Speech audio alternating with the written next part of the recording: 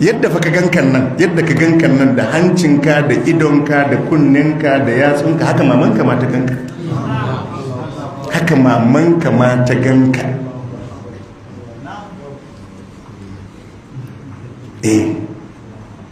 A suratul mu'minun yake cewa wa laqad khalaqnal insana min sulalatin min tin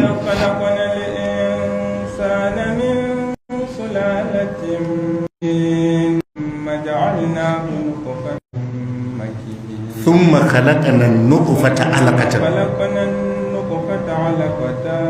فخلقنا العلقة مضغة فخلقنا المضغة عظاما فكسونا العظام لحما ثم أنشأناه خلقا آخر فتبارك الله أحسن الخالقين. الله يقول ولقد خلقنا الإنسان من سلالة